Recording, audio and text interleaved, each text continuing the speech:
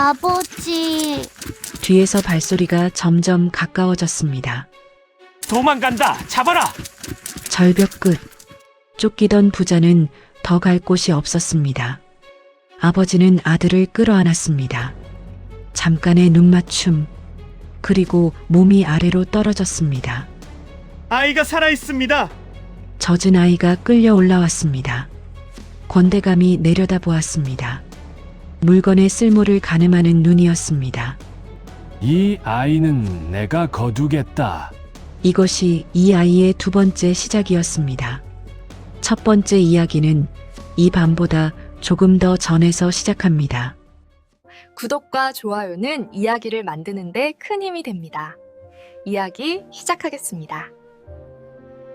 조선 충청도 어느 고을에 한씨 문중이 있었습니다. 대단한 벼슬을 한 집안은 아니었습니다. 다만 3대째 같은 땅을 일구고 마을 아이들에게 천자문을 가르치고 흉년이 들면 곡간을 여러 이웃과 나누는 집이었지요. 고을 사람들이 한시댁이라 하면 고개를 끄덕이며 그 집이면 됐지 하였습니다. 이름값보다 사람값으로 사는 집안이었습니다.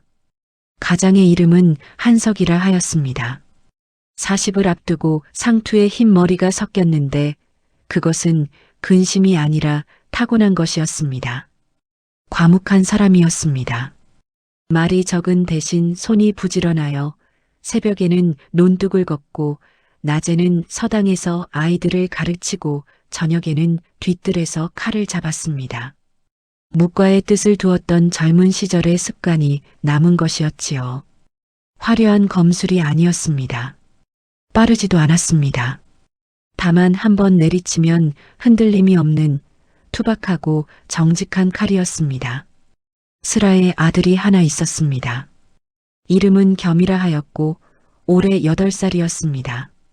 한석의 아버지, 그러니까 겸이의 조부는 강직한 선비였습니다. 고을의 부정을 보면 참지 못하는 성정이었지요. 몇 해 전 세상을 떠났는데 생전에 조정에 올린 상소가 있었다는 이야기가 마을에 전해졌습니다. 한석은 그 이야기를 좋아하지 않았습니다. 아버님의 일은 아버님의 일이다. 우리는 우리 일을 하면 된다 하였지요. 겸이도 조부의 얼굴을 기억하지 못하였습니다. 다만 서당 처마 밑에 조부가 쓴 편액이 하나 걸려 있었고 겸이는 그 글씨를 좋아하였습니다. 겸이의 어머니는 겸이가 5살 되던 해봄에 세상을 떠났습니다. 오래 알았습니다. 한석은 아내가 눈을 감던 날 하루를 울고 다음 날부터 다시 일어나 서당에 갔습니다. 겸이가 있었으니까요. 그 뒤로 아버지와 아들은 서로에게 유일한 가족이 되었습니다. 한석이 밥을 짓고 한석이 옷을 기웠고 한석이 밤에 이불을 덮어주었습니다. 겸이는 아버지를 닮아 말이 적었습니다. 또래 아이들이 개울에서 물고기를 쫓을 때 혼자 처마 밑에 앉아 개미가 기어가는 것을 한참씩 들여다보는 아이였습니다. 멍한 것이 아니었습니다. 관찰하고 있었던 것이지요. 서당에서 훈장이 천자문을 한번 읽어주면 겸이는 두 번째에 따라 읽었고 세 번째에는 뜻을 물었습니다. 훈장이 한석에게 말하기를 대개 아드님은 듣는 것을 통째로 삼키는 아이입니다. 가르치는 보람이 있대 가끔 등골이 서늘합니다 하였습니다. 한석이 유일하게 말이 많아지는 때가 있었습니다. 저녁 뒤뜰에서 겸이에게 칼을 가르칠 때였지요. 8살 아이의 손에 목검은 컸습니다. 겸이가 칼을 휘두르면 몸이 따라 휘청거렸습니다. 한석은 아이의 손을 잡고 천천히 고쳐주며 말하였습니다. 칼은 힘으로 잡는 것이 아니다. 마음으로 잡는 것이요. 겸이가 고개를 갸웃하면 한석은 웃었습니다. 지금은 몰라도 된다. 몸이 먼저 익히면 마음은 나중에 따라온다. 그 시간이 하루 중 가장 평화로운 때였습니다. 뒤뜰에 석양이 내리고 목검 부딪히는 소리가 토독토독 울리고 부엌에서 저녁밥 짓는 냄새가 담장을 넘어오는 그 시간, 겸이는 그 시간을 좋아하였습니다. 입으로 말한 적은 없었지만 아버지가 그만 들어가자 하면 한 번도 먼저 칼을 내려놓는 법이 없었으니까요. 그해 가을이었습니다. 추수가 끝나고 고을이 조용해진 어느 밤, 한석은 뒤뜰에서 홀로 칼을 손질하고 있었습니다. 겸이는 안채에서 잠이 들었고 하늘에는 달이 없었습니다. 그때 대문 밖에서 발소리가 들렸습니다. 한석의 손이 멈추었습니다. 발소리가 하나가 아니었습니다. 셋, 넷, 다섯, 그보다 많았습니다. 그리고 그 소리는 지나가는 것이 아니라 한시댁 대문 앞에서 멈추었습니다. 횃불 하나가 담장 너머로 넘어왔습니다. 한석이 일어섰을 때는 이미 늦었습니다. 대문이 부서지고 무사복색의 사내들이 쏟아져 들어왔습니다. 10명이 넘었습니다. 손에는 칼이 들려 있었고 얼굴에는 천이 감겨 있었습니다. 불을 질러라. 누군가의 낮고 짧은 명령이었습니다. 횃불이 처마에 닿았고 마른 짚이 불을 받았고 바람이 불어 불길이 번졌습니다. 한석이 칼을 들었지만 열이 넘는 무사를 상대할 수는 없었습니다. 팔에 칼을 맞았습니다. 그래도 멈추지 않았습니다. 안채로 달렸습니다. 겸이가 깨어 있었습니다. 불빛에 눈을 뜬 아이가 이불을 움켜쥔 채 방 구석에 앉아 있었습니다. 울지 않았습니다. 8살 아이가 가질 수 있는 크기보다 훨씬 큰 눈으로 아버지를 보고 있었습니다. 한석이 아이를 안아 올렸습니다. 겸아, 아비 등에 엎혀라. 놓지 마라. 겸이가 아버지의 등에 매달렸습니다. 한석이 뒷담을 넘었습니다. 피가 흘렀지만 달렸습니다.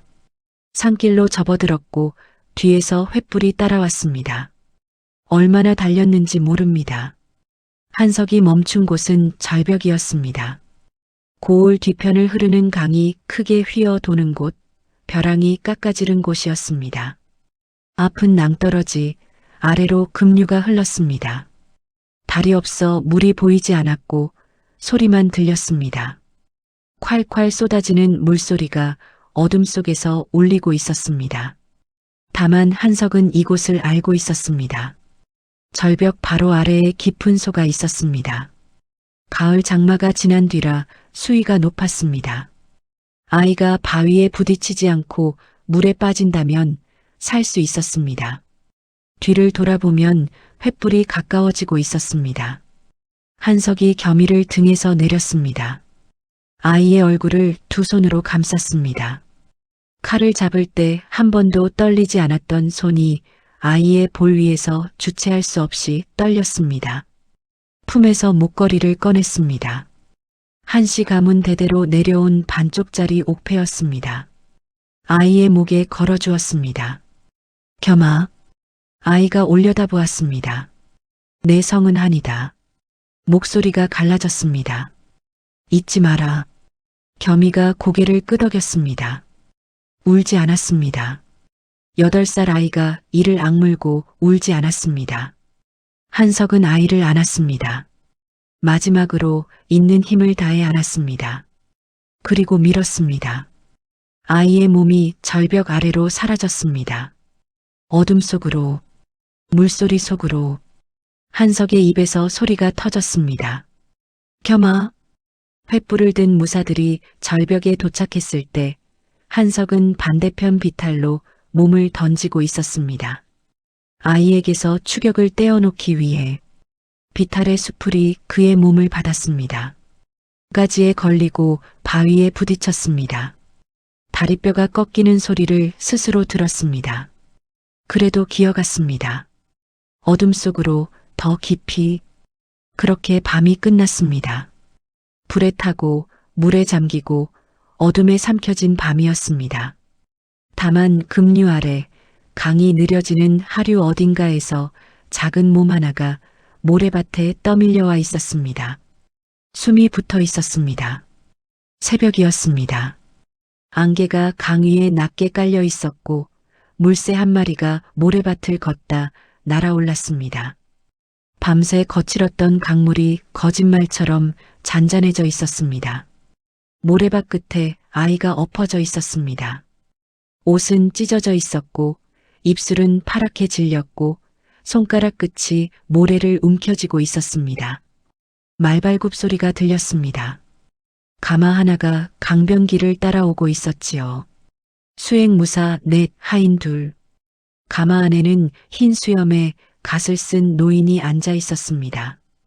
이웃 고을 권태수 대감이었습니다. 이조 참판까지 올랐다가 정쟁에 밀려 낙향한 인물로 고을에서는 여전히 대감마님으로 불리었습니다. 가마가 멈추었습니다. 권 대감이 모래밭의 아이를 보고 고개를 기울였습니다. 무사가 다가가 아이를 뒤집었습니다. 숨이 있었습니다. 권 대감이 가마에서 내려 아이 앞에 쪼그려 앉았습니다. 가엾은 것, 나직한 목소리였습니다. 아이의 젖은 머리카락을 쓸어 넘겨주었습니다. 할아버지가 손자를 어루만지듯 조심스러운 손길이었습니다. 그리고 아이의 목에 걸린 것을 보았습니다. 잠깐 동작이 멈추었습니다. 아주 짧게. 그리고 권 대감은 아이의 목에서 그것을 조용히 떼어냈습니다. 무엇인지는 보이지 않았습니다. 소매 안에 넣었기 때문이었지요. 아이가 눈을 떴습니다. 멍한 눈이었습니다. 초점이 맞지 않는 것처럼 보였습니다. 하늘을 보다가 천천히 시선이 내려와 권 대감의 얼굴에 닿았습니다. 아무것도 알아보지 못하는 것 같은 눈이었습니다. 이름이 무엇이냐? 아이가 한참 아무 말이 없었습니다. 입술이 달싹거렸습니다. 무언가를 떠올리려는 것처럼 이마에 힘이 들어갔습니다. 그러나 끝내 아무것도 떠올리지 못한 얼굴이었습니다. 적어도 보는 사람의 눈에는 그렇게 보였습니다. 모릅니다. 작고 힘없는 목소리였습니다. 권 대감이 안타까운 얼굴로 고개를 끄덕였습니다. 강에 빠져 정신이 나간 모양이로다. 이름도 집도 모르다니. 권 대감이 아이를 안아 올렸습니다. 직접 하인에게 맡기지 않고 제 팔로 안았습니다. 내가 데려가마. 춥겠구나. 아이가 권 대감의 품에서 작게 떨었습니다. 추위 때문이었을 것입니다. 작은 손이 권 대감의 옷자락을 쥐었습니다. 갈 곳 없는 아이가 자신을 구해준 사람에게 매달리는 것처럼 가마가 움직이기 시작하였습니다. 강이 멀어지고 있었습니다. 아이에게 진이라는 이름이 붙었습니다. 참진, 참될 진. 권 대감이 직접 지은 이름이었습니다. 진이라, 참된 아이라는 뜻이다. 마음에 드느냐? 아이가 이름을 입안에서 굴려보았습니다. 처음 들어보는 이름을 자기 것으로 받아들이는데 시간이 필요한 것처럼. 그리고 고개를 끄덕였습니다. 예. 권 대감이 웃었습니다. 오늘부터 너는 내 손자다. 권진이라 하여라. 고을 사람들은 수군거렸습니다. 대감마님이 어디서 아이를 데려왔느냐고. 권 대감은 태연히 답하였습니다. 먼 친척 댁에서 맡아온 아이다. 내 핏줄이 맞느니라. 아무도 더 묻지 않았습니다. 전직 이조 참판에게 캐묻는 것은 고을 사람들이 할 수 있는 일이 아니었습니다. 진이 저택에 온 지 사흘째 되는 날 밤이었습니다. 아이는 아직 말이 거의 없었고 방 한구석에 웅크려 앉아 있는 시간이 많았습니다. 그날 저녁 권 대감이 서재에 혼자 앉아 있었습니다. 복돌이 차를 올리며 조심스럽게 물었습니다. 대감마님, 여쭈어도 되겠습니까? 말하여라. 저 아이를 왜 데려오셨습니까? 권 대감이 찻잔을 내려놓았습니다. 창 밖을 보았습니다. 복돌아, 내가 아들을 잃은 지 몇 해가 되었느냐? 복돌이 고개를 숙였습니다. 20해가 넘었습니다. 20해를 이 넓은 집에 혼자 살았다. 찻잔 위로 김이 피어올랐습니다. 밥을 차려도 마주 앉을 사람이 없고 글을 읽어도 들려줄 사람이 없고 해가 뜨면 또 하루가 비어 있다. 정적이 흘렀습니다. 강가에서 저 아이를 보았을 때 지나칠 수가 없었다. 권 대감의 얼굴에 쓸쓸한 빛이 있었습니다. 기억도 없고 이름도 없고 갈 곳도 없는 아이. 그 꼴이 나와 다를 것이 없더구나. 복돌의 눈시울이 붉어졌습니다. 대감마님, 권 대감이 창 밖을 보며 말하였습니다. 이 넓은 집에 대를 이을 사람이 없으면 내가 쌓은 것이 전부 바람에 흩어진다. 방개놈들이 벌써 눈독을 들이고 있지 않느냐. 복돌이 고개를 끄덕였습니다. 사실이었습니다. 권 대감의 먼 친척들이 해마다 명절에 찾아와 안부를 묻는 것은 정 때문이 아니라 재산 때문이라는 것을 하인들도 알고 있었습니다. 저 아이가 내 손자가 되면 이 집안은 계속된다. 내가 죽어도. 권 대감이 복돌을 보았습니다. 잘 키워야지. 내 마지막 가족이니. 그날 밤 모두가 잠든 뒤였습니다. 서재에 불이 켜져 있었습니다. 권 대감이 수아 무사와 마주 앉아 있었습니다. 무사가 낮은 목소리로 말하였습니다. 대감마님, 저 아이를 살려두어도 괜찮겠습니까? 권 대감이 찻잔을 들었습니다. 무엇이 걱정이냐? 기억이 돌아오면 어쩌시렵니까? 권 대감이 차를 한 모금 마셨습니다. 서두르지 않았습니다. 기억이 돌아온다 해도 8살짜리가 무엇을 기억하겠느냐? 무사가 입을 다물었습니다. 집이 불탔다. 강에 빠졌다. 무서웠다. 그 정도지. 권 대감이 찻잔을 내려놓았습니다. 그날 일은 저 아이가 잠든 뒤에 시작되었다. 복면을 쓴 자들이 한 것이지 내가 한 것이 아니다. 저 아이가 나를 의심할 근거가 어디 있겠느냐. 무사가 고개를 끄덕였지만 얼굴이 편치 않았습니다. 그래도 한석이 살아있다면. 한석은 절벽에서 떨어졌다. 내가 직접 보지 않았느냐. 시신을 찾지 못하였습니다. 잠깐 정적이 흘렀습니다. 강물에 떠내려간 것이지 시신이 없다고 산 것은 아니다. 권 대감이 무사를 보았습니다. 설령 한석이 살아있다 한들 이 아이가 여기 있다는 것을 어찌 알겠느냐. 한씨 가문을 아는 자는 모두 없앴고 이 아이의 옥패는 내가 가지고 있다. 연명부도 끝내 나오지 않았으나 증언할 사람이 없으니 같은 것이지. 이 아이가 한씨라는 것을 증명할 수 있는 것은 이 세상에 아무것도 없다. 권 대감이 서랍을 열었습니다. 옥패를 꺼내 들었습니다. 달빛에 옥이 빛났습니다. 이것만 없으면 저 아이는 그냥 강에서 건진 고아다. 옥패를 다시 서랍에 넣었습니다. 깊숙이. 그리고 고아는 내가 원하는 대로 만들 수 있다. 무사가 고개를 숙였습니다. 권 대감이 마지막으로 말하였습니다. 무엇보다 목소리가 낮아졌습니다. 나는 후사가 필요하다. 저 아이만큼 좋은 기회는 없다. 연고도 없고 핏줄을 찾을 사람도 없고 기억도 없다. 내가 원하는 모양으로 빚으면 된다. 정적? 하지만 만약. 권 대감이 무사를 보았습니다. 눈이 차가웠습니다. 만에 하나 문제가 생기면 그때는 병으로 잃었다 하면 된다. 무사가 고개를 숙였습니다. 예, 대감마님. 그 밤 복도 끝 작은 방에서 아이가 이불을 덮고 누워 있었습니다. 눈이 감겨 있었습니다. 숨소리가 고르고 깊었습니다.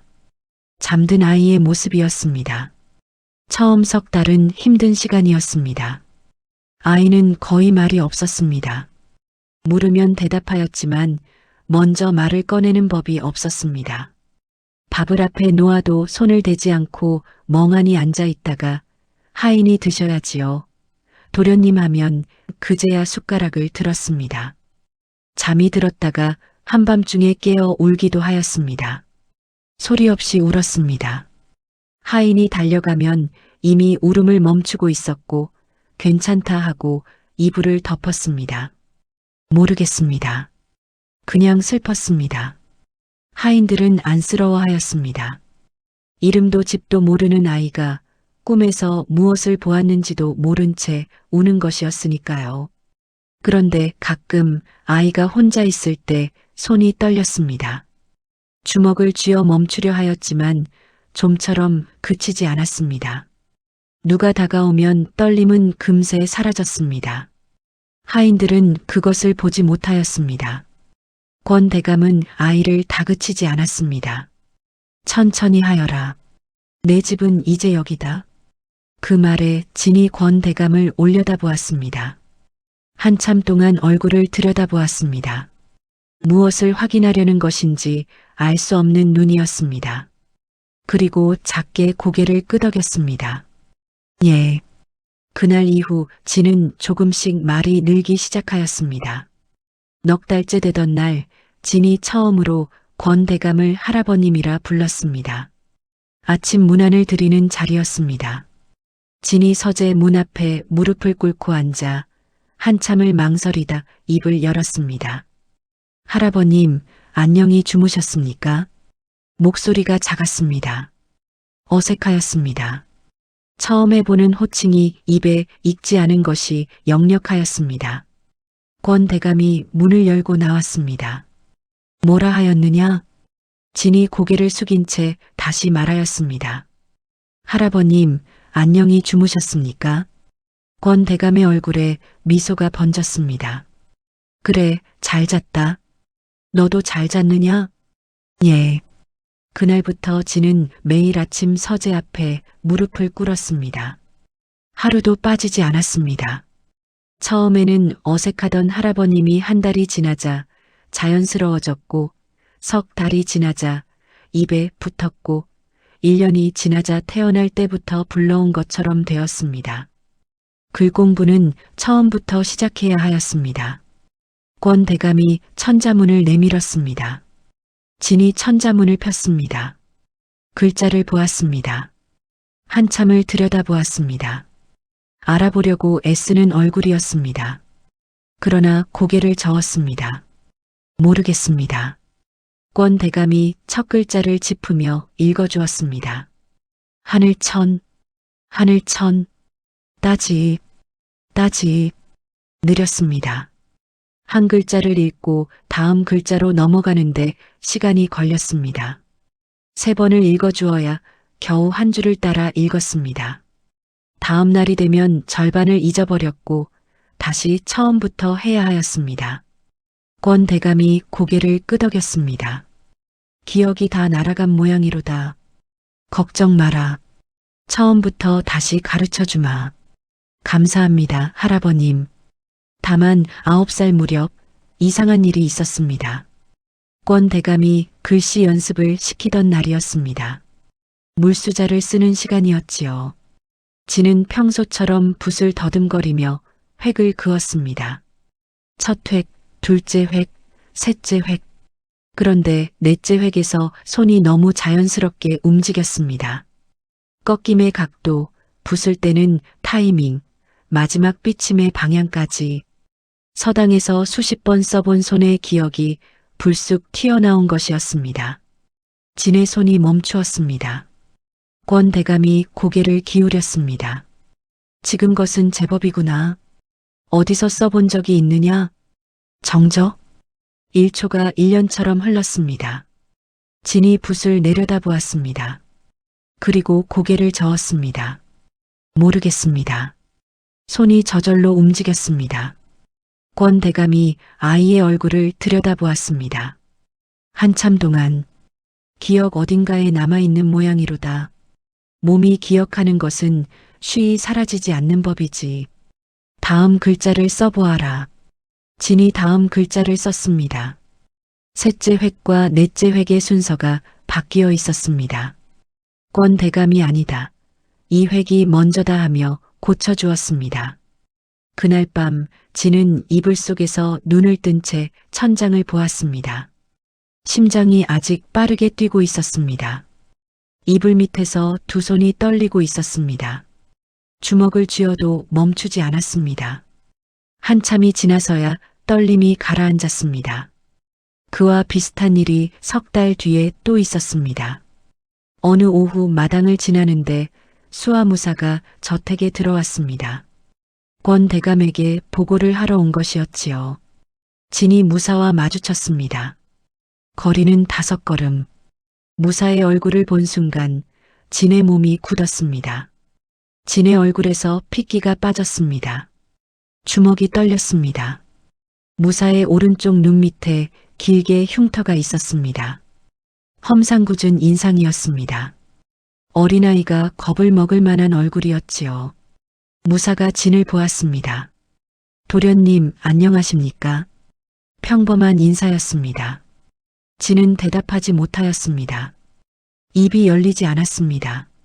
눈이 무사의 얼굴에 고정된 채 몸이 돌처럼 굳어 있었습니다. 복돌이 다가왔습니다. 도련님, 괜찮으십니까?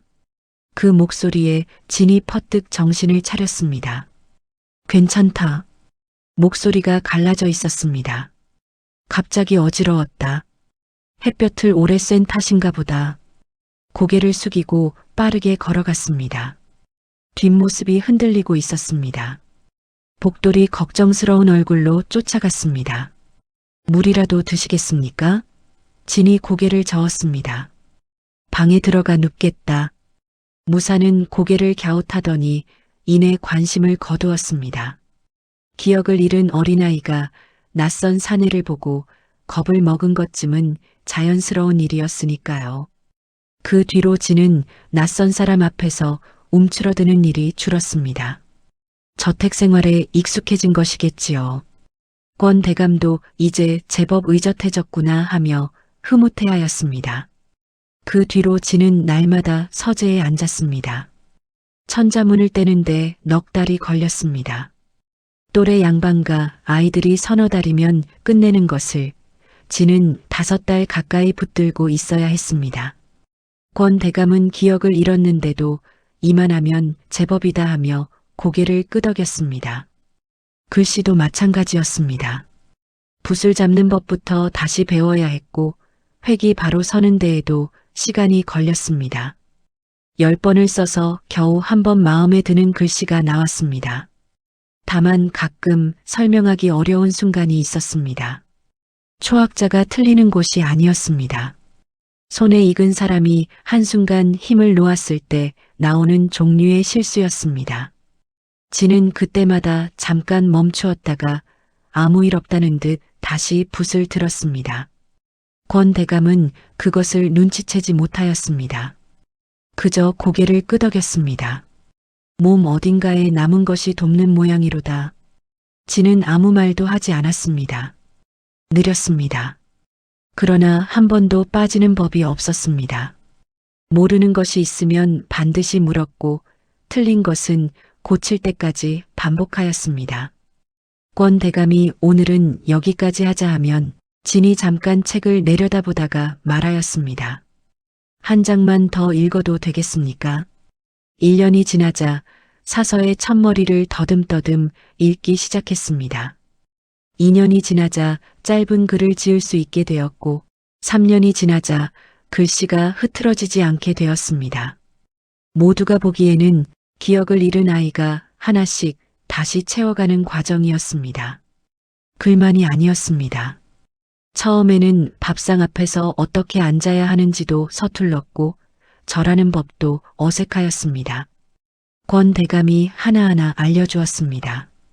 인사는 이렇게 하는 것이다. 어른이 수저를 들기 전에 먼저 들면 안 된다. 진은 고개를 끄덕였습니다. 그리고 다음 날 그대로 했습니다. 다만 가끔 아주 짧은 순간 배운 적 없는 동작이 먼저 나오는 때가 있었습니다. 손이 먼저 움직이고 그 다음에 멈추었습니다. 진은 아무 일도 없다는 듯 자세를 고쳐 앉았습니다. 권 대감은 그저 흐뭇하게 웃었습니다. 이 아이 배우는 것이 빠르구나.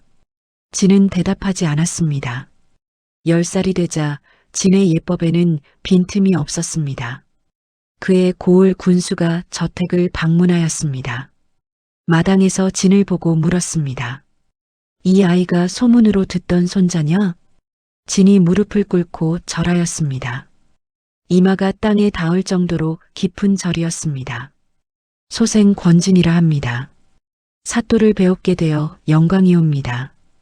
군수가 감탄하였습니다. 허, 예법이 반듯하구나. 대감께서 잘 가르치셨소. 권 대감이 웃었습니다. 이 아이가 성실해서 가르치는 보람이 있습니다. 진이 고개를 숙인 채 말하였습니다. 할아버님의 가르침 덕분입니다. 11살 때였습니다. 겨울이 왔고 진이 열병을 앓았습니다. 사흘째 되는 날 열이 내리지 않았습니다. 복돌이 서재로 달려갔습니다. 대감마님, 도련님이 말을 마치기도 전에 권 대감이 자리에서 일어나 있었습니다. 서재를 나서는 발걸음이 평소와 달랐습니다. 빠르지는 않았지만 여유가 없었습니다. 진의 방에 들어서자 아이가 이불을 덮고 누워 있었습니다. 얼굴이 붉게 달아올라 있었고 숨이 거칠었습니다. 권 대감이 아이의 이마에 손을 대었습니다. 눈이 움찔하였습니다. 의원을 불렀느냐? 예, 보냈습니다마는 이 눈길에 지금 당장 한 명 더 보내어라. 목소리가 높았습니다. 복돌이 고개를 들었습니다. 권 대감이 이렇게 당황하는 것을 본 적이 없었습니다. 권 대감이 아이의 이불을 여미며 중얼거렸습니다. 이 아이마저 잃으면 말끝을 흐렸습니다. 복돌은 듣지 못한 척 고개를 숙였습니다. 사흘 뒤 열이 내렸습니다. 권 대감은 그때까지 하루에 3번씩 아이의 방을 들렀습니다. 의원이 걱정할 정도는 아닙니다 하였는데도 그랬습니다. 복돌은 나중에 다른 하인에게 말하였습니다. 대감마님이 저러실 줄 몰랐다. 아드님 잃으셨을 때 이후로는 감정을 내보이시는 법이 없으셨는데 그것이 계산이었는지 진심이었는지 아무도 몰랐습니다. 어쩌면 권 대감 자신도 12살 때였습니다. 권 대감이 진을 서재로 불렀습니다. 평소와 다르게 탁자 위에 문서들이 펼쳐져 있었습니다. 진아, 이리 와 앉아라. 진이 무릎을 꿇고 앉았습니다. 권 대감이 문서를 가리켰습니다. 이것이 무엇인지 아느냐? 진이 문서를 들여다보았습니다. 한참을 읽었습니다. 아직 어려운 글자가 있어 더듬거렸습니다. 토지 문서인 것 같습니다. 그렇다. 이 고을 일대의 토지 대장이다. 권 대감이 문서 위를 손가락으로 짚었습니다. 이 땅, 그리고 이 땅. 몇 해 전에 관아에서 사들인 것이다. 아주 좋은 땅이지. 전부 합치면 우리 집안 재산의 절반이 넘는다. 내가 물려받을 것들이다. 진이 눈을 둥글게 떴습니다. 이것을 전부 제가요? 너는 내 손자다. 내가 죽으면 이 모든 것이 내 것이 된다. 그러니 지금부터 관리하는 법을 익혀야 한다. 권 대감이 아이의 어깨를 두드렸습니다. 내가 이 집안을 이어야 한다. 그것이 할아비가 바라는 유일한 것이다. 진이 고개를 숙였습니다. 꼭 그리하겠습니다, 할아버님. 그 뒤로 권 대감은 종종 진을 서재에 불러 장부를 보여주었습니다. 후계자가 될 아이가 집안 살림을 모르면 되겠느냐. 하나씩 가르쳐주마. 진은 매번 고개를 끄덕이며 장부를 넘겼습니다. 어떤 땅이 얼마에 들어왔는지, 소작인에게 얼마를 걷는지, 관아에 얼마를 보내는지, 권 대감이 보여주는 것은 늘 같았습니다. 정갈하게 정리된 장부, 흐트러짐 없는 숫자들. 겉으로 보기에는 아무 문제도 없어 보였습니다. 진은 조용히 그것들을 들여다보았습니다. 한 장, 또 한 장. 그리고 가끔은 필요 이상으로 오래 시선을 두었습니다. 권 대감이 돌아보면 아이는 이미 다음 장을 넘기고 있었습니다. 서재는 점점 익숙해졌습니다. 진이 권 대감의 장부를 정리해드리겠다고 자청한 적도 있었습니다. 권 대감은 흐뭇하게 웃으며 허락하였습니다. 진은 장부를 옮겨 적으며 서재의 구석구석을 익혔습니다. 권 대감이 외출하는 날이면 진은 서재에 남아 책을 펼쳐들었습니다. 글을 읽다가 가끔 고개를 들어 서재 안을 바라보았습니다. 잠시, 그리고 다시 시선을 떨어뜨렸습니다. 12살 겨울이었습니다. 권 대감이 감기에 걸려 열흘을 앓았습니다. 소식을 듣고 진이 달려왔습니다. 서재 문을 열고 들어서자 권 대감이 이불을 덮고 누워 있었습니다. 할아버님, 제가 약을 다리겠습니다. 복돌이 말렸습니다. 도련님이 직접 하실 필요까지는. 진이 고개를 저었습니다. 할아버님이 편찮으신데 손자가 약을 다리는 것이 당연하지 않느냐. 진은 열흘 동안 매일 새벽에 일어나 약을 다렸습니다. 불 앞에 앉아 약탕기를 지켰고 온도가 식지 않게 보자기로 감싸 서재까지 직접 날랐습니다. 이마를 짚어보고 열이 높으면 수건을 적셔 얹었습니다. 수건을 적시는 순간 진의 손이 떨렸습니다. 물이었습니다. 대야에 담긴 물에 수건을 담그는 것이었습니다. 평소라면 대야에 손을 오래 넣지 못하였을 것입니다. 그런데 지금은 두 손으로 수건을 쥐고 물속에 넣고 있었습니다. 손이 떨렸습니다. 입술을 깨물고 있었습니다. 복돌이 보았습니다. 도련님, 제가 괜찮다. 진이 수건을 짰습니다. 손이 젖었습니다. 얼굴이 창백해졌지만 수건을 놓지 않았습니다. 권 대감의 이마에 올려놓았습니다. 할아버님이 더 중요합니다. 복돌은 눈시울이 붉어졌습니다. 물을 그토록 두려워하는 아이가 할아버님을 위해서는 젖은 수건을 잡는 것이었습니다. 열흘 뒤 권 대감이 자리에서 일어났을 때 진의 얼굴에는 그늘이 져 있었습니다. 권 대감이 진의 머리를 쓸어주며 말하였습니다. 고생하였다, 진아. 진이 웃었습니다. 환하게. 할아버님이 나으셨으니 됐습니다. 그 웃음은 진심으로 보였습니다. 자신을 걷어 키워준 할아버지가 아픈 것이 걱정되지 않을 손자가 어디 있겠습니까? 이 이야기는 고을에 퍼졌습니다. 권 대감 손자가 효성이 지극하더라. 물을 그리 무서워하는 아이가 약수건까지 직접 짰다더라. 사람들이 혀를 차며 말하였습니다. 핏줄은 속이지 못한다더니. 그날 밤 진은 자기 방에서 혼자 손을 내려다보고 있었습니다.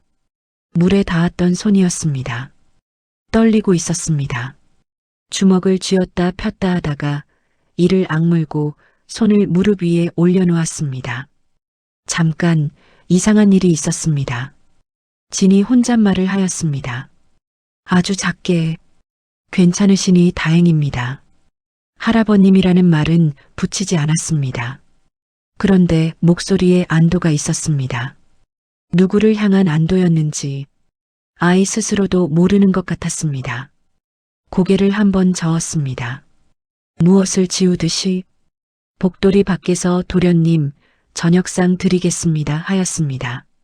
진이 드려라 할 때의 목소리에는 아무런 떨림도 없었습니다. 14살 때였습니다. 권 대감이 진을 데리고 한양에 다녀왔습니다. 진은 처음 가보는 한양에 눈이 휘둥그레졌습니다. 큰 기와집들, 넓은 거리, 사람들의 옷차림. 권 대감의 옷자락을 잡고 주위를 두리번거렸습니다. 한양 양반가에서 진은 긴장한 듯 보였습니다. 인사할 때 목소리가 조금 작았고 문답할 때 한 박자 늦게 대답하였습니다. 그러나 틀리지는 않았습니다. 한양의 지인이 권 대감에게 귀옛말로 말하였습니다. 대감, 저 아이 과거를 보여도 되겠소. 돌아오는 길 가마 안에서 진이 먼저 말을 꺼냈습니다. 할아버님, 왜 그러느냐? 한양은 참 큰 곳이었습니다. 그렇지. 할아버님이 안 계셨으면 무서웠을 겁니다. 권 대감이 진의 어깨를 두드렸습니다. 여기가 내 집이고 내가 내 할아비다. 무서울 것이 없느니라. 예, 할아버님. 한양에서 돌아온 직후 장터에 들른 날이 있었습니다. 복돌과 함께 물건을 사러 나간 길이었지요. 장터 어귀에서 진이 발걸음을 멈추었습니다. 복돌아, 나는 저쪽 서책 가게를 돌아보겠다. 먼저 가서 콩을 사거라. 혼자 가시면 장터인데 무슨 일이 있겠느냐. 서책 가게 앞에서 만나자. 복돌은 주저하다 고개를 끄덕였습니다. 도련님이 혼자 있고 싶어 하실 때가 있었습니다. 장터 아니니 위험할 것은 없었습니다. 반각 뒤 진이 서책 가게 앞에 서 있었습니다. 손에 얇은 책 한 권을 들고 있었습니다. 뭘 사셨습니까? 시집이다. 할아버님께 드리려 한다. 복돌은 효성이 깊으십니다 하였습니다. 이후로도 장터에 갈 때마다 진은 종종 혼자 서책가게 쪽을 돌아보곤 하였습니다. 복돌은 그것을 자연스럽게 여겼습니다. 어느 밤이었습니다. 한양에서 돌아온 뒤 며칠이 지난 때였지요. 권 대감이 서재에서 장부를 정리하다가 진의 방 쪽을 보았습니다. 불이 꺼져 있었습니다. 잠든 모양이었지요. 권 대감이 일어나 아이의 방으로 갔습니다. 문을 살며시 열었습니다. 진이 이불을 걷어찬 채 잠들어 있었습니다. 권 대감이 이불을 여며 주었습니다. 한참 아이의 잠든 얼굴을 내려다보았습니다. 입이 열렸다가 닫혔습니다. 무언가를 말하려다 삼킨 것 같았습니다. 문을 닫고 나오며 중얼거렸습니다. 아무도 듣지 못하는 목소리였습니다. 닮았구나. 누구를 닮았다는 것인지는 알 수 없었습니다. 15되던 해 장터에서 일어난 일이 있었습니다. 복돌과 함께 물건을 사러 나간 길이었습니다. 장터 한쪽에서 이야기꾼이 야담을 풀고 있었습니다. 아비는 아들을 업고 도망쳤으나 끝내 적에게 쫓겨 절벽에 이르렀는데 진이 멈추었습니다. 아비가 아들을 강으로 밀어내며 말하기를 살아라, 살아서 이름을 기억하라. 진의 눈에 물기가 차올랐습니다. 본인도 왜 그런지 모르는 것 같았습니다. 눈을 깜빡이며 눈물을 닦았습니다. 도련님, 괜찮으십니까? 괜찮다. 왜 눈물이 나는지 모르겠다. 슬픈 이야기라서 그런가 보다. 도련님도 어릴 때 강해서. 진이 고개를 저었습니다. 기억이 없으니 관계없는 일이다. 그냥 이야기가 슬펐을 뿐이다. 돌아오는 길에 진은 평소보다 말이 없었습니다. 복돌보다 두어 걸음 앞서 걸었습니다. 복돌은 보지 못하였습니다. 진의 손이 소매 안에서 떨리고 있었다는 것을 주먹을 쥐고 풀고 다시 쥐고 그 떨림을 눌러야 했습니다. 저택 대문에 들어서기 직전 진이 멈추었습니다. 한 호흡, 어깨가 내려갔습니다. 주먹이 풀렸습니다. 돌아보았을 때 얼굴에는 평소의 온화한 웃음이 돌아와 있었습니다. 복돌아, 오늘 일은 할아버님께 말하지 마라. 괜히 걱정하실 것 아니냐?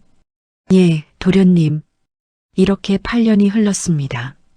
하인들은 진을 좋아하였습니다. 복돌이 실수를 하면 꾸짖는 대신 다음에 조심하여라 하였고 부엌 안하기 반찬을 올리면 수고하였다 한마디를 잊지 않았습니다. 다만 가끔, 아주 가끔 복돌이 말을 걸었을 때 진의 시선이 한순간 차갑게 식는 때가 있었습니다. 눈이 복돌을 보되 복돌 너머에 무엇을 보는 것 같았습니다. 그리고 눈을 깜빡이면 원래의 온화한 눈이 돌아왔습니다. 복돌은 그것을 느꼈지만 말로 하기 어려운 느낌이었습니다. 가끔 도련님이 멀리 계신 것 같다고 혼자 생각한 적이 있었지만 그뿐이었습니다. 고을 사람들도 권진이라는 이름을 알게 되었습니다. 권 대감의 손자 효성이 깊고 그리 밝은 젊은이, 혼처를 물어오는 집도 생겼습니다. 진은 그런 이야기를 들으면 얼굴이 붉어지며 고개를 숙였습니다. 모든 것이 좋은 방향으로 가고 있었습니다. 다만 가끔 이상한 순간들이 있었습니다.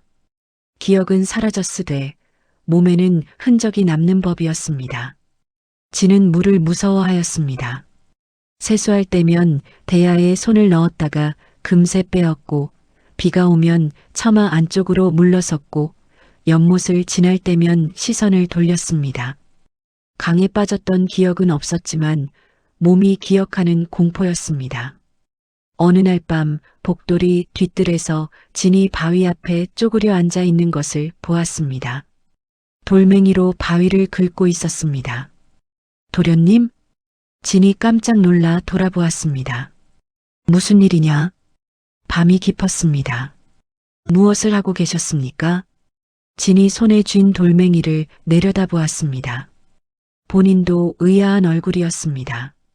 모르겠다. 그냥 나와 있었나 보다. 꿈을 꾸신 겁니까? 꿈을 꾼 것 같기도 하다. 기억이 나지 않는다.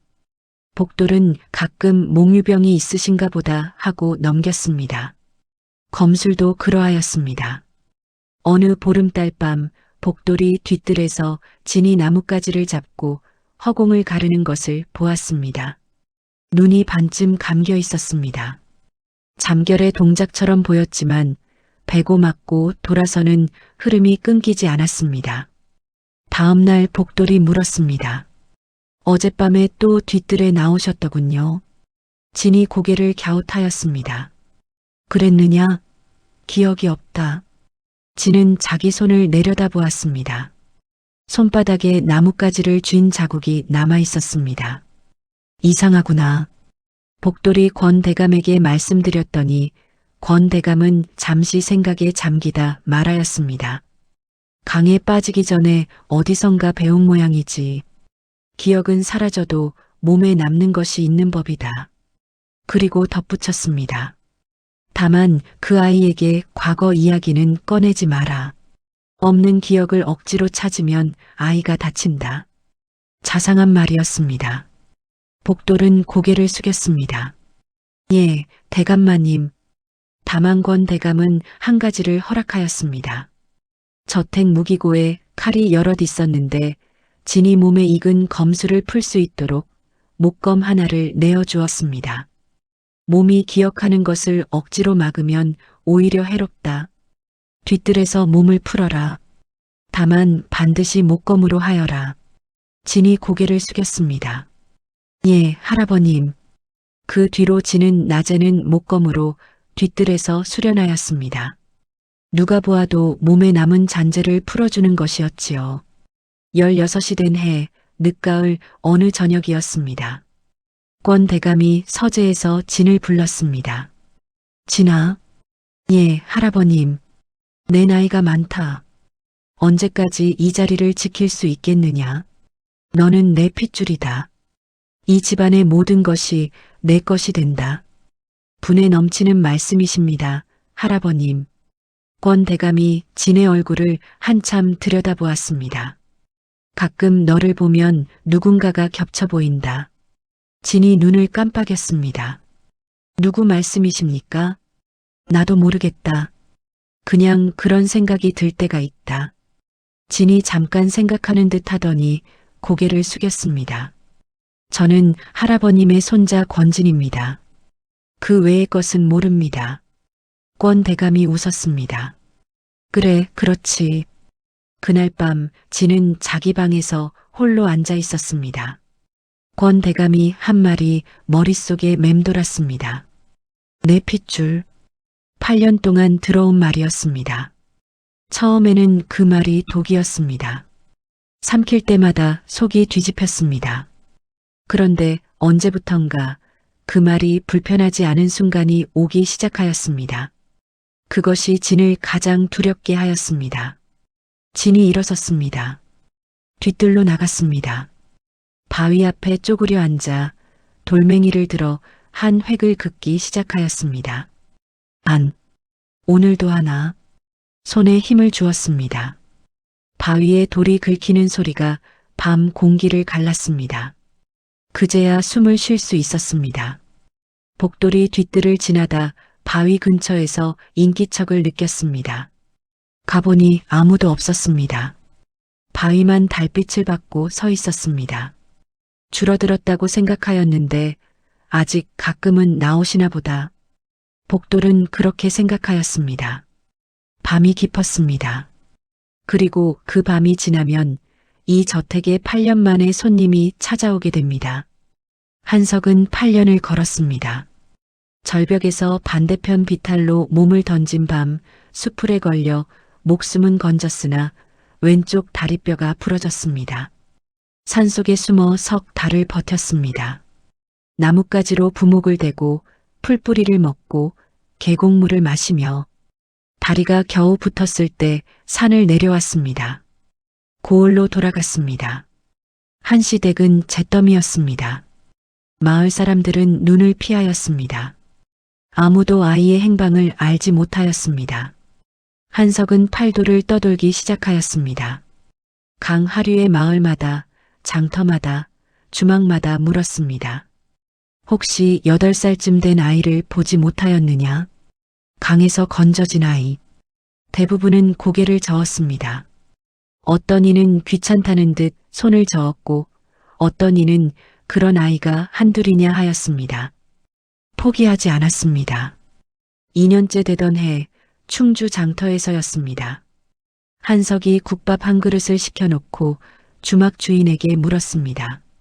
매번 같은 질문이었습니다. 강 하류에서 아이를 건진 사람이 있다는 이야기를 들은 적 없소? 주막 주인이 고개를 저으려다 멈추었습니다.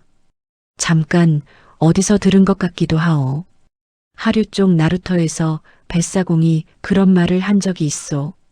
양반 행차에서 아이를 건져갔다고.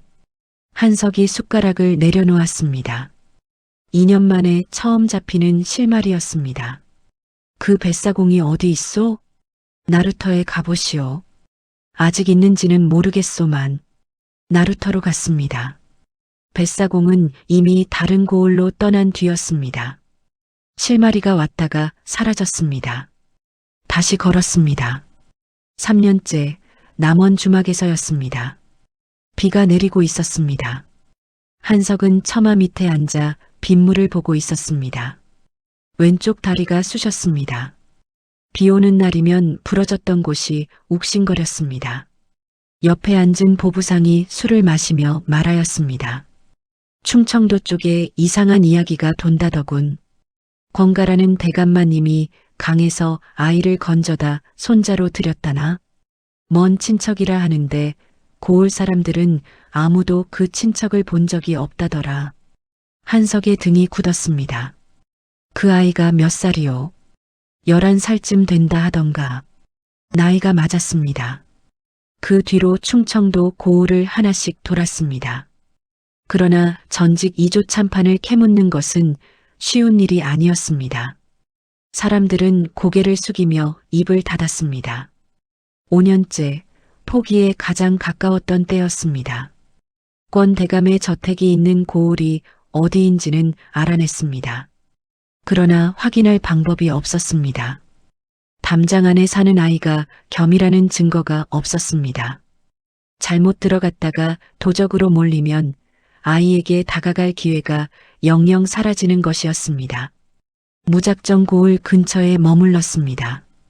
날품을 팔며 저택 근처를 지나는 하인들의 말을 주워 들으며 그러나 아무도 아이의 이야기를 하지 않았습니다.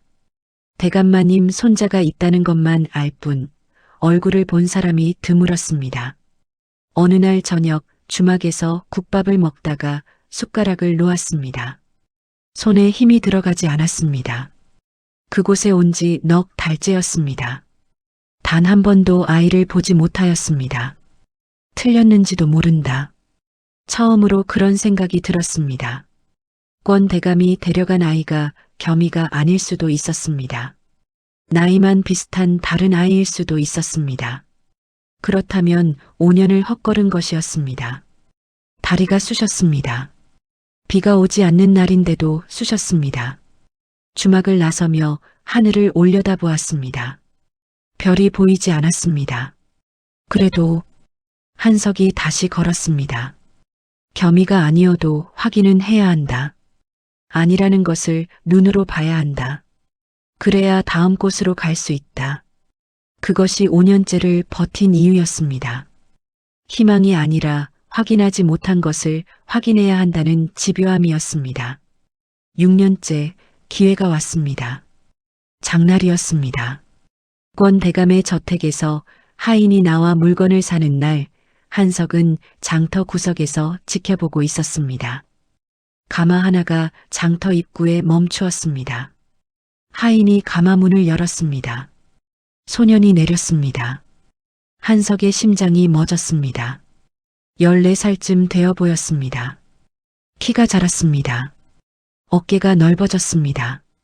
8살 때의 얼굴이 아니었습니다. 한석이 기억하는 아이가 아니었습니다. 그런데 소년이 장터를 걸었습니다. 사람들 사이를 지나며 한석의 눈이 소년의 걸음을 따라갔습니다. 걸음걸이였습니다. 오른발을 내디딜 때 왼쪽 어깨가 미세하게 들리는 버릇. 겸이가 5살 때부터 있었던 버릇이었습니다. 한석이 고쳐주려 했지만 끝내 고쳐지지 않았던 것이었습니다. 한석이 장터 안으로 들어갔습니다. 한 걸음, 2걸음, 소년에게 다가갔습니다. 10걸음 거리까지 좁혔습니다. 그때 수행무사가 한석 쪽을 보았습니다. 남루한 행색의 사내가 소년에게 다가오는 것을 본 것이었습니다. 저리 비켜라. 한석이 멈추어야 했습니다. 여기서 소란을 피우면 끝이었습니다. 고개를 숙이고 물러났습니다. 소년은 한석을 보지 못하였습니다. 장터를 빠져나오며 한석의 다리에서 힘이 풀렸습니다. 담장에 등을 기대고 주저앉았습니다. 걸음걸이만으로는 증거가 되지 못하였습니다. 얼굴을 확인하지 못하였습니다. 이름을 부를 수 없었습니다. 10걸음까지 갔다가 돌아서야 했습니다. 그날 밤 주막에서 잠이 오지 않았습니다. 다시 가야 한다. 더 가까이. 8년째 마침내 권태수의 저택이 있는 고을 외곽에 자리를 잡았습니다. 저택에 들어가지 않았습니다. 담장 밖에서 석 달을 지켜보았습니다. 저택의 경비 패턴, 무사들의 교대 시간, 하인들의 출입 동선. 실패하면 2번째 기회는 없었습니다. 6년 전 장터에서 10걸음까지 갔다가 돌아서야 했던 일을 다시 되풀이할 수는 없었습니다. 그리고 어느 오후 담장 밖 언덕에서 저택 안을 내려다보았습니다. 마당에서 소년 하나가 목검을 잡고 서 있었습니다. 소년이 칼을 들었습니다. 한석의 눈이 멈추었습니다. 발의 위치, 무릎의 각도, 칼을 내릴 때 허리가 도는 방향. 빠르지 않았습니다. 화려하지도 않았습니다. 다만 한 번 내리치면 흔들림이 없었습니다. 남의 것이 아니었습니다. 뒤뜰에서 석양을 받으며 아이의 손을 잡고 하나하나 고쳐주었던 그 칼이었습니다. 8살짜리의 작은 손이 목검을 쥘 때마다 감싸주었던 그 손의 모양이 16소년의 손에 그대로 남아 있었습니다. 누군가가 가르쳐준 것이 아니었습니다. 아버지의 손끝이 아이의 몸에 새긴 것이 8년을 버텨낸 형태였습니다. 한석의 손이 입을 막았습니다. 무릎이 꺾였습니다. 언덕 위에 주저앉아 소리를 죽이고 울었습니다. 확인이 필요 없었습니다. 옥패가 필요 없었습니다. 저 칼이 증거였습니다. 걸음걸이만으로는 증거가 되지 못했습니다. 그러나 칼은 달랐습니다. 저 칼을 알려준 사람은 이 세상에 한석 한 사람뿐이었습니다. 그 밤은 보름이었습니다. 달이 떠 있었고 서리가 내리기 직전의 공기가 차갑고 맑았습니다. 저택은 조용하였습니다. 권 대감은 서재에서 잠이 들었고 하인들은 각자의 처소로 물러난 뒤였습니다. 지는 뒤뜰에 서 있었습니다. 손에 칼이 있었습니다. 진검이었습니다. 낮에는 권 대감이 내어준 목검을 잡았지만 밤에는 무기고에서 진검을 가져왔습니다. 누가 시킨 것이 아니었습니다. 몸이 기억하는 것을 따르는 것이었지요. 칼끝이 달빛을 받아 한번 번뜩였습니다. 베고 맞고 돌아서고 투박하지만 흔들림이 없는 동작이었습니다. 그때 담장 너머에서 소리가 났습니다. 아주 작은 소리였습니다. 진의 칼이 멈추었습니다. 담장 위로 그림자 하나가 넘어왔습니다.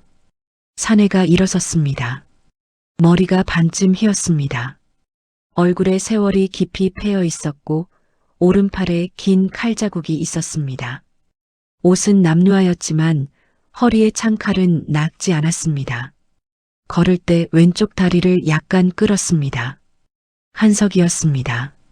한석이 마당에 선 소년을 보았습니다. 담장 밖에서 보았던 것보다 가까웠습니다. 소년의 눈, 이마의 선, 턱의 각도, 그리고 칼을 쥔 손의 모양, 자기가 고쳐주었던 그 손의 모양. 한석의 눈에서 눈물이 흘렀습니다. 겸아, 소년의 등이 경직되었습니다. 찰나였습니다. 그리고 소년이 돌아섰습니다. 얼굴은 차가웠습니다. 누구냐? 야밤에 이 저택에 들어온 자, 목숨이 아깝지 않은 모양이다. 한석이 한 걸음 다가갔습니다. 품에서 반쪽짜리 옥패를 꺼냈습니다. 겸아, 이것을 보아라. 기억나지 않느냐? 소년의 시선이 옥패에 닿았습니다. 한순간 눈이 흔들렸습니다. 그러나 곧 사라졌습니다. 처음 보는 물건이다. 나는 내 아비다. 소년이 검을 겨누었습니다. 무엄하다. 나는 이 집안의 후계자 권진이다. 다시 한번 그 이름을 입에 올리면 베겠다. 그때 횃불이 켜졌습니다. 무사들이 마당으로 쏟아져 나왔습니다. 그 뒤에 권 대감이 서 있었습니다. 권 대감이 한석을 보았습니다. 표정이 굳었습니다. 이 사내가 누구인지 알아본 것이었습니다. 그러나 입 밖으로 이름을 꺼내지 않았습니다. 누구냐? 야밤에 남의 저택에 들어온 자가. 차가운 목소리였습니다. 모르는 사람을 대하는 어조였습니다. 진이 듣고 있었기 때문입니다. 한석이 이를 악물었습니다. 이 아이는 내 아들이다. 돌려놔라. 권 대감이 눈을 가늘게 떴습니다. 그리고 한석이 아닌 진을 보았습니다. 진아. 예, 할아버님. 저자가 너를 자기 아들이라 하는구나. 내가 어찌 생각하느냐. 진이 차갑게 대답하였습니다. 처음 보는 자입니다. 할아버님 외에 저의 어른은 없습니다. 권 대감이 고개를 끄덕였습니다. 그리고 한석을 보며 말하였습니다. 들었느냐? 이 아이가 직접 말하지 않았느냐? 한석의 주먹이 떨렸습니다. 이 아이는 기억을 잃은 것이다. 당신이 그걸 모를 리가. 권 대감이 한석의 말을 잘랐습니다. 날카롭게. 미친 자의 헛소리를 더 들을 필요가 없다. 진을 보았습니다.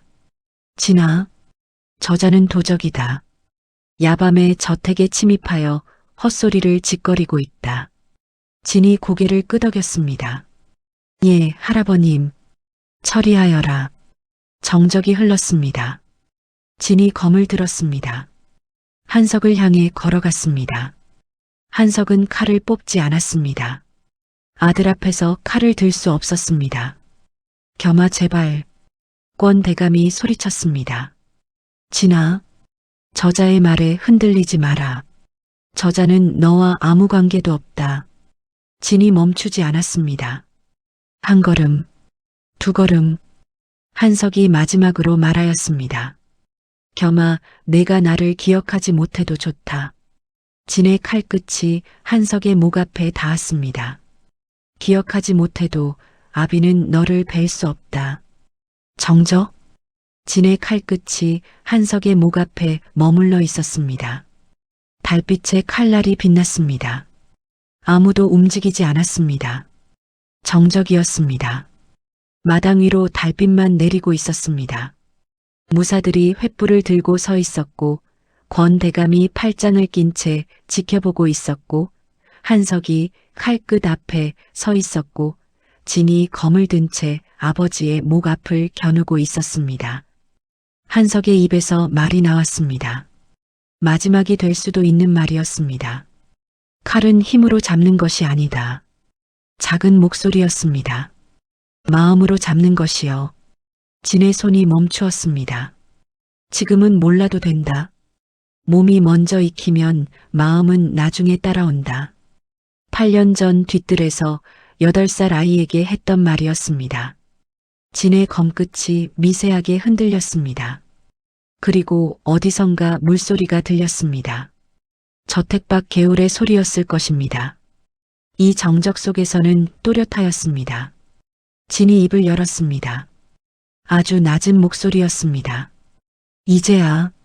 권 대감의 미소가 얼어붙었습니다. 기회가 오는군요. 마당의 공기가 바뀌었습니다. 권 대감이 한 걸음 앞으로 나왔습니다. 뭐라 했느냐? 진이 천천히 고개를 돌렸습니다.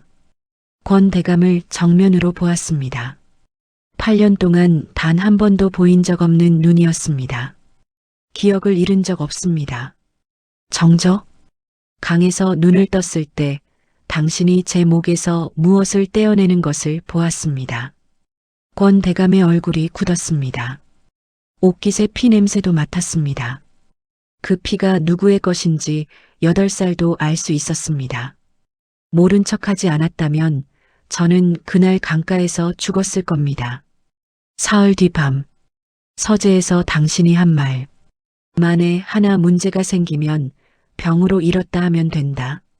전부 들었습니다. 권 대감이 뒷걸음질을 쳤습니다. 8살이었습니다. 잠든 척 누워서 들었습니다. 그날 밤 들키면 죽는다는 것을 알았습니다. 진의 목소리는 낮았지만 또렷하였습니다. 떨리지 않았습니다. 8년을 기다린 말이었습니다. 그래서 잊은 척했습니다. 하루도 빠짐없이 2920일 천자문을 이미 알고 있었습니다. 서당에서 배웠으니까요.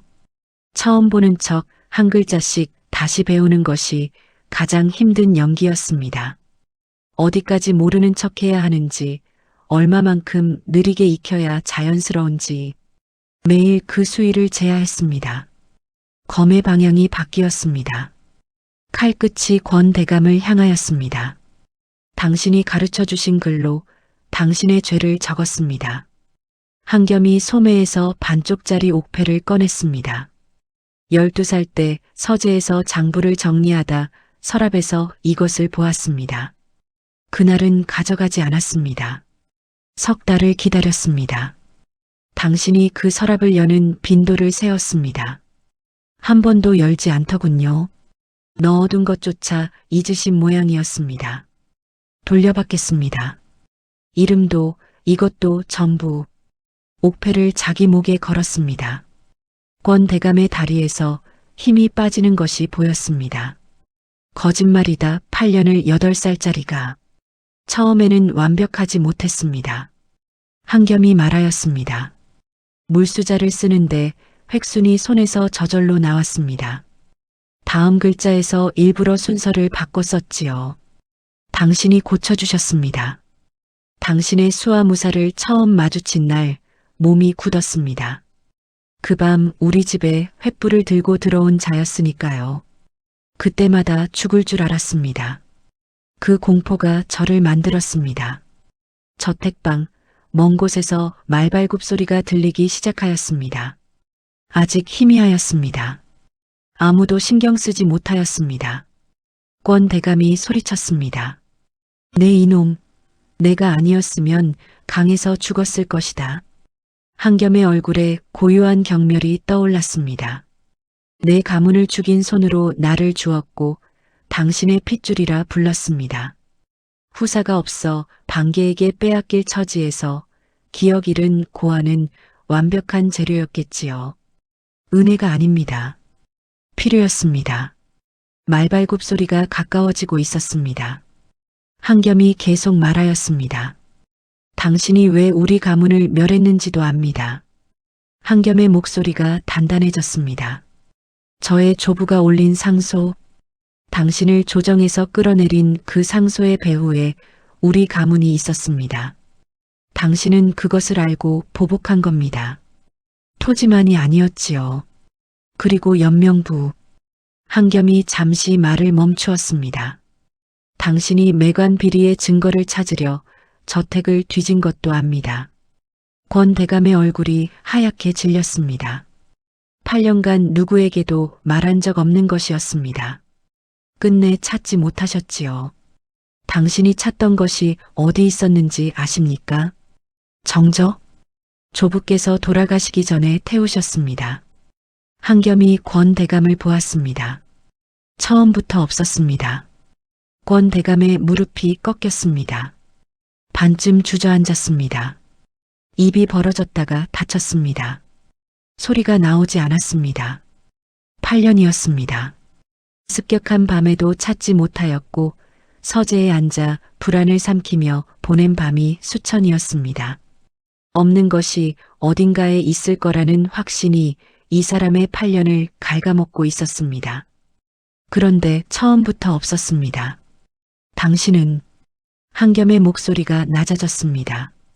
없는 것을 찾으려고 있는 것을 전부 태웠습니다. 말발굽 소리가 담장 밖에서 멈추었습니다. 수십이었습니다. 횃불이 담장을 둘러쌌습니다. 금부도사가 말 위에서 소리쳤습니다. 권태수, 한씨 가문 멸문사주, 관인, 매수, 토지 강탈의 혐의로 잡으러 왔다.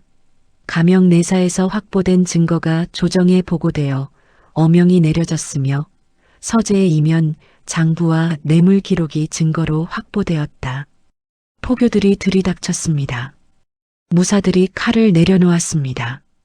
금부도사가 마당에 서서 문서를 펼쳤습니다. 매관 장부 사본 12통, 관아, 아전에 대한 뇌물수수 내역, 한씨 가문 토지, 헐감 매입 정황. 모두 가명에 접수된 익명 서찰에 첨부되어 있었으며 가명 내부 세곡 출납 기록과 정확히 일치함을 확인하였다. 수화무사도 포승줄에 묶였습니다. 한씨 가문 습격의 실행자로서 뇌물을 받은 고을 관아의 아전들도 이날 새벽에 이미 잡혀간 뒤였습니다. 권 대감이 주저앉은 채 한겸을 올려다보았습니다. 내가 보낸 것이냐. 한겸이 고개를 끄덕였습니다. 13살부터 3년간 보냈습니다. 장터에 갈 때마다 복돌에게서 잠시 떨어져 서책가게에 가는 척했습니다. 서책가게 주인은 제가 누구인지 모릅니다. 서찰을 맡기고 가명까지 전해달라 하였을 뿐입니다. 노자를 넉넉히 쥐어주면 묻지 않더군요. 처음 4통은 묵살되었습니다.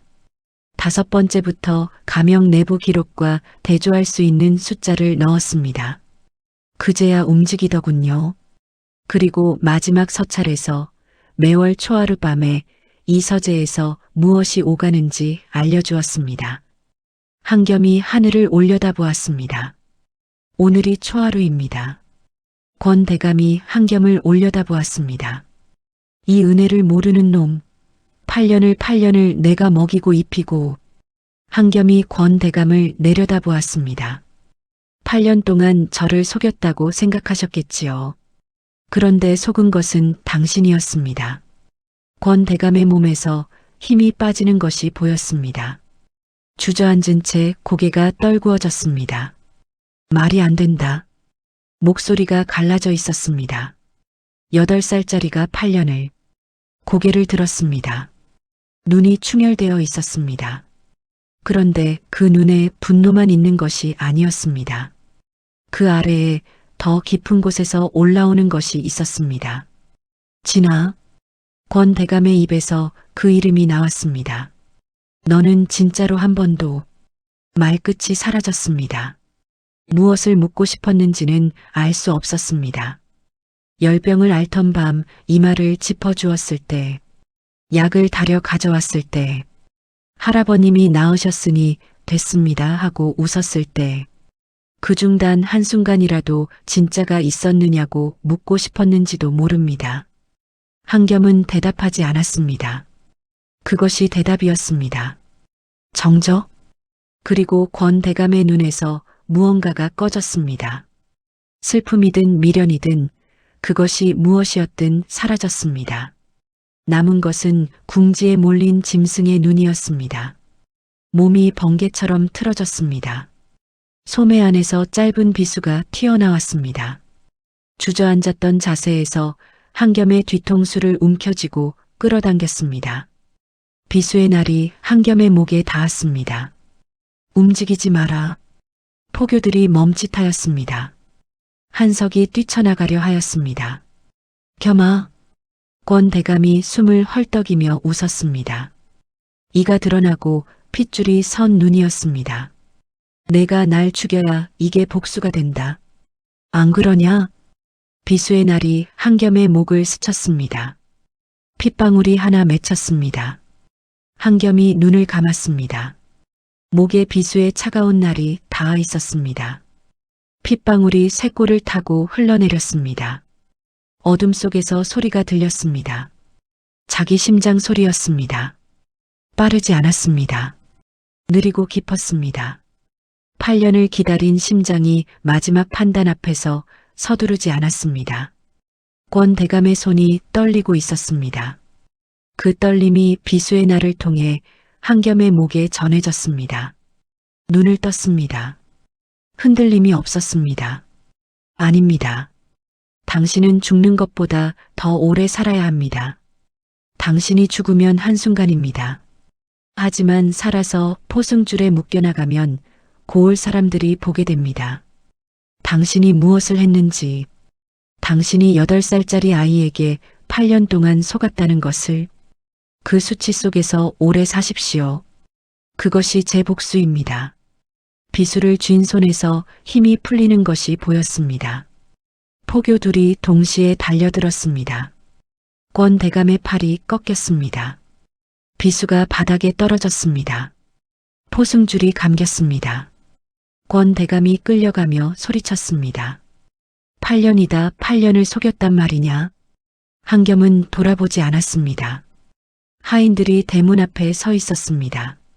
아무도 배웅하지 않았습니다. 고개를 돌린 채 서 있었습니다. 복돌만 그 자리에서 움직이지 못하고 있었습니다. 눈이 크게 뜬 채 한겸을 보고 있었습니다. 입이 열렸다 닫혔습니다. 아무 말도 나오지 않았습니다. 한겸이 복돌에게 다가갔습니다. 복돌아. 복돌이 고개를 들었습니다. 눈이 붉었습니다. 도련님이 아니 그러면 말을 잇지 못하였습니다. 한겸이 한참 복돌을 보았습니다. 내게는 미안하다. 복돌이 입을 열었지만 한겸이 먼저 말하였습니다. 내가 준 것은 연기가 아니었다. 내가 내게 준 것만 연기였다. 복돌의 눈에서 눈물이 떨어졌습니다. 그래도 내 앞에서는 가끔 진짜 편했다. 그것만은 사실이다. 한겸이 한 호흡 쉬었습니다. 그런데 복돌아, 가끔이라는 것이 무서웠다. 복돌이 올려다보았습니다. 편한 순간이 길어지면 내가 누구인지 흐려졌다. 내 앞에서 웃을 때 그 웃음이 연기인지 진짜인지 내가 구분하지 못하는 밤이 있었다. 한겸의 목소리가 조금 낮아졌습니다. 그래서 더 바위를 긁어야 했다. 내 성을 새기지 않으면 아침에 눈을 떴을 때 내가 권진인지 한겸인지 모를 것 같았다. 복돌은 대답하지 못하였습니다. 고개를 숙이고 울었습니다. 한겸은 더 말하지 않았습니다. 한석이 한겸에게 다가왔습니다. 왜 망설이지 않았느냐? 한겸이 한석을 보았습니다. 망설였습니다. 그래서 칼을 들지 않았습니다. 망설이지 않았다면 비수를 빼앗아 저 사람의 목을 베었을 겁니다. 할 수 있었습니다. 한겸의 목소리가 조금 낮아졌습니다. 하지만 그러면 아버지가 슬퍼하실 것 같았습니다. 한석의 입이 열렸다가 닫혔습니다. 아버지가 8년 동안 찾아 헤맨 아들이 다시 만난 첫날에 사람을 죽이는 것을 보시게 할 수는 없었습니다. 한겸이 한석의 손 위에 자기 손을 얹었습니다. 그래서 망설인 겁니다. 그리고 망설인 쪽을 택했습니다. 한겸이 한석 쪽을 보았습니다. 8년 동안 한 번도 보인 적 없는 눈이었습니다. 또렷하고 깊고 처음으로 물기가 차올라 있었습니다. 단 한 번도 목소리가 떨렸습니다. 8년간 완벽하게 유지했던 목소리가 이 한마디 앞에서 처음으로 떨렸습니다. 잊은 적 없습니다. 그리고 첫 호칭, 아버지. 한석의 무릎이 꺾였습니다. 주저앉았습니다. 소리 없이 울었습니다. 겸아. 한겸이 아버지 앞에 무릎을 꿇었습니다. 아버지의 손을 잡았습니다. 8년 전 절벽에서 놓쳤던 손이었습니다. 밤이 지나고 있었습니다. 두 사람이 저택을 나왔습니다. 대문을 나섰습니다. 당당히 한겸이 앞서 걸었습니다. 한석이 뒤따랐습니다. 말이 없었습니다. 아직 나눌 말이 너무 많아서 오히려 아무 말도 할 수 없었습니다. 길이 강으로 이어졌습니다. 8년 전 아이가 떠밀려왔던 바로 그 강이었습니다. 한겸이 강가에 멈추었습니다. 물을 내려다보았습니다. 한석이 긴장하였습니다. 겸아, 물은. 한겸이 천천히 무릎을 꿇고 앉았습니다. 그리고 손을 물에 넣었습니다. 떨림 없이 한석이 아들 옆에 앉았습니다. 한겸의 손이 물속에 잠겨 있었습니다. 손을 빼지 않았습니다. 8년 동안 대야의 물에도 손을 넣지 못하던 아이가 강물에 손을 담그고 있었습니다. 한석은 아무것도 묻지 않았습니다. 한참 뒤 한겸이 물에서 손을 꺼냈습니다. 젖은 손을 내려다보았습니다. 물 위로 새벽빛이 번지기 시작하였습니다. 한석이 아이를 끌어안았습니다. 8년 전 절벽에서처럼. 그러나 이번에는 밀어내지 않았습니다. 한참 뒤에야 한석이 입을 열었습니다. 겸아, 미안하다. 한겸이 아버지의 품에 안긴 채 말하였습니다. 아닙니다. 아버지께서 밀어주셨기에 살았습니다. 아버지께서 찾아와 주셨기에 끝낼 수 있었습니다. 한겸이 한석의 품에서 일어났습니다. 아버지의 얼굴을 보았습니다.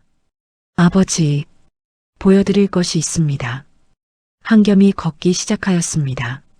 저택 뒤편, 아무도 가지 않는 구석, 담장 및 낡은 바위. 앞쪽에서 보면 아무것도 없습니다. 이끼와 흠집뿐이지요. 한겸이 바위 뒤로 돌아갔습니다. 뒤를 보십시오. 한석이 바위 뒤로 돌아갔습니다. 그리고 멈추었습니다. 바위 뒷면 전체에 글자가 새겨져 있었습니다. 안. 수백 개였습니다. 빼곡하였습니다. 처음에 새긴 것은 작고 얕았습니다. 8살 아이의 손이었으니까요. 아래로 갈수록 글자가 커지고 깊어졌습니다. 어떤 글자는 돌에 속살이 드러나 있었고 어떤 글자는 비에 씻겨 희미해진 위에 다시 새겨져 있었습니다. 2920개. 하루에 하나씩. 8년. 한석이 바위 앞에 서서 움직이지 못하였습니다. 한겸이 아버지 곁에 섰습니다. 하루도 빠지지 않았습니다. 낮에는 권진이어야 했으니까요. 밤에라도 한겸이고 싶었습니다. 그런데 아버지. 한겸의 목소리가 조금 달라졌습니다.